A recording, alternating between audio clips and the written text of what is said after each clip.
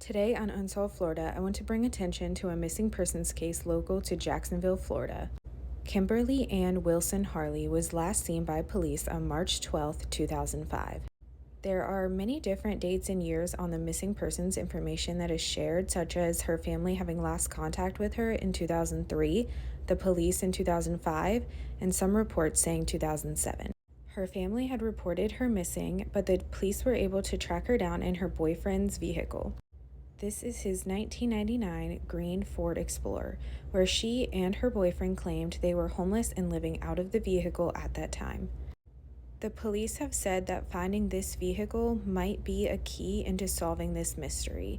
Police believe if they can obtain the location of this Ford Explorer, they could potentially move forward with forensics. They were able to track the vehicle to Blackshear, Georgia, where it was sold to an undocumented person, and the vehicle has not been registered after the sale.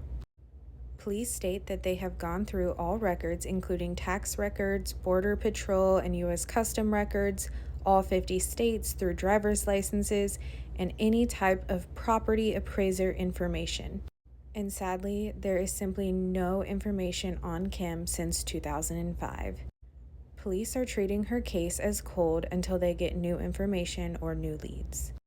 There's not a lot I could find about her early life except that she potentially has 3 children and graduated from Irmo High School in South Carolina. Kimberly moved to the Jacksonville Beach area around 2002 and was employed as a stripper on a casino boat. And then in 2003 to 2004, she was working at the Gold Club, also as a stripper. Quick disclaimer that no matter one's profession or life circumstances, no one deserves to be murdered or be missing.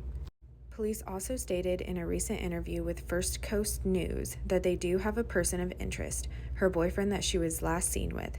However, he got an attorney and refused to speak to police. While it is always smart to hire an attorney before speaking with police, he simply refuses to give them any information, such as when he was with her last or if they were even together when she went missing. I believe it is definitely suspicious that he will not cooperate with police on finding Kim. Hopefully, he and Kim had friends that will see her continued news coverage and have the courage to speak up.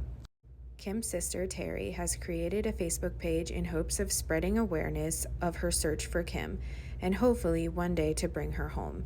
At this point, it is likely she is no longer with us, but her family still wants to find her and bring closure. Kim left behind children and a family that loved her. There has not been much news coverage on Kim's case, likely because her family was in and out of contact with her, and police located her once in 2005. After she didn't call her family, they reported her missing again, but it wasn't taken seriously until 2011. Only the local Jacksonville News has covered this case at her sister Terry's request. Today, I hope I can bring more awareness to Kim's case, and I pray one day someone will come forward and her family can have peace. Kim is a Caucasian female with blonde hair and blue or hazel eyes. Her maiden name is Wilson, and she went by Kim. She bleaches her hair light blonde, but has had many different hair colors. She does have breast implants, and her ears were pierced. At the time she went missing, Kim was only 38 years old.